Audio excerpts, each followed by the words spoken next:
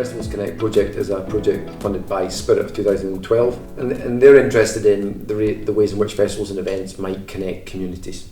Our project looked at actually the way in which festivals and events can make a contribution to equality, diversity and inclusion outcomes. So, how can you use a festival, whether that's a music festival, a cultural festival, a sporting festival, to bring people together, but also to advance agendas that might include people from different minority ethnic communities and people of different sexuality, gender, all involved in the festival and events context. So ways in which those events could be used as a way of advancing some of the agendas around about equality, diversity and inclusion.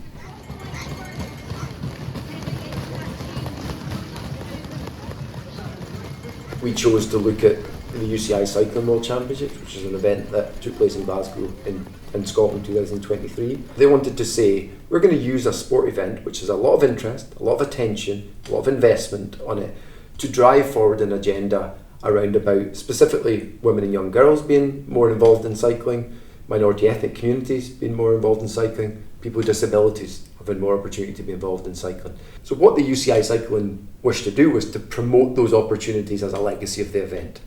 So we were interested in exploring in depth really to what extent through the way in which the event was planned, the way in which the event was delivered, that was actually followed through on. So it might be that a club for people with disabilities, so a good example is the Tandem Club in Glasgow, which is for those with visual impairments. Did those clubs receive funding? Did they receive support? Did they receive other benefits from being involved in the event that can actually make them more sustainable? Because then at the end of that, you probably have the opportunity to have a participation legacy, and a legacy where the investment in the event has actually benefited those particular populations that you're targeting.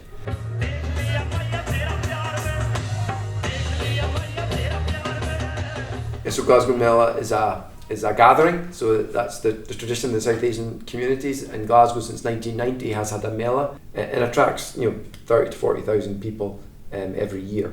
Glasgow Mela has always been one of those kind of family orientated events where everyone comes together, mixed cultures from Asian backgrounds and African backgrounds, Glaswegian. When you see diversity, Glasgow is probably number one for diversity. It's always been very open for all cultures and communities. In case of Mela, the Mela organizers are from the community.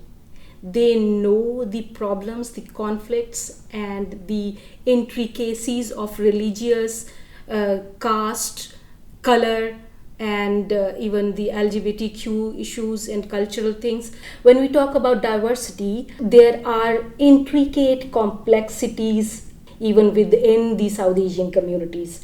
For example, there are different caste dynamics. There are different castes existing within one country.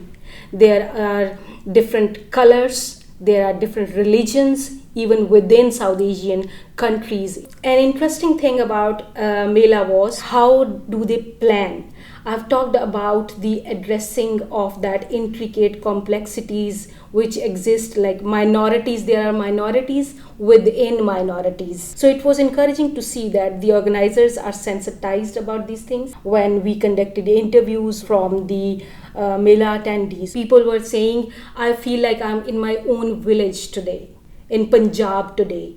And there were people from Bangladesh who were enjoying their history, their books, their literature, and the music from different regions of South Asia, within South Asia, different languages from within South Asia. These type of things were there, and everyone was happy to have their kind of music, their kind of language, and their kind of identity they could relate to, along with that togetherness which was there.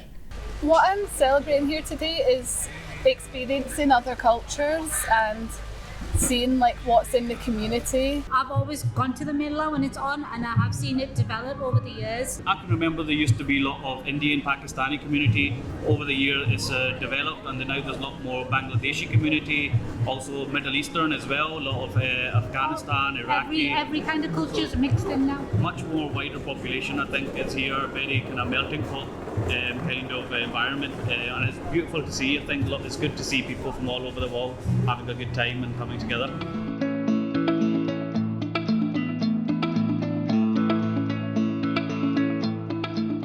One of the things that we did with FestivalsConnect was really try to engage with a wide range of partners and beneficiaries from the project. we really set this project up to be impactful in a number of ways. So we ran a series of co-creation workshops, for example, with organisations that run festivals and events, so the organisers of festivals and events, to talk to them and to learn from them about how EDI, Equality, Diversity and Inclusion agendas, are built into their festivals and events. During our co-creation workshops, a phrase came up, who is in the room? And this phrase was part of like when planning the event, when the event is being organized, designed, and funding phase and all. So legacy even. So who is in the room is very important. If the people who are not from the community are not part of the planning of the event, it will be tokenistic. It is not going to bring that equality, diversity and inclusion outputs which we are actually looking into.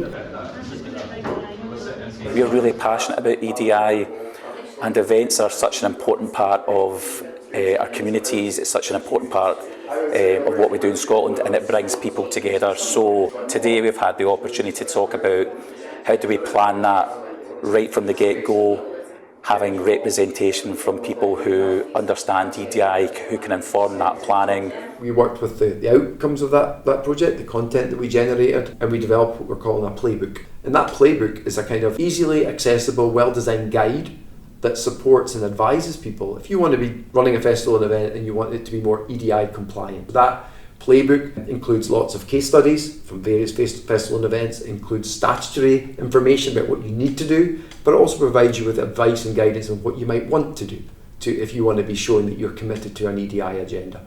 We also produced what we call an evidence review. So that's available and free to access from anyone. So that again, we're contributing to a debate about how equality, diversity and inclusion can be more effectively embedded within the festival and events sector.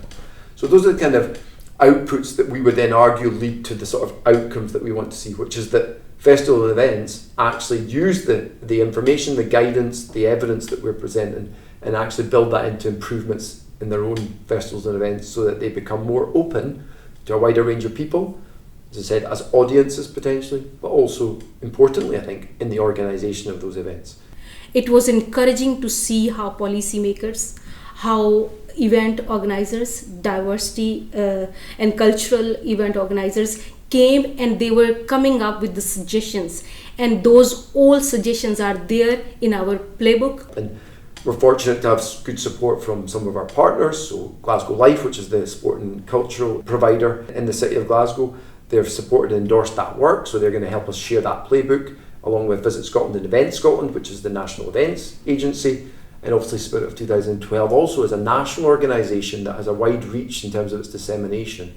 Then that enables us to take the outputs, share them more widely, and that will hopefully contribute to the development of the outcomes that we want to see from the project. But the most important thing which I felt during those co-creation workshops was it initiated a discussion towards what are the elements which could be taken care of.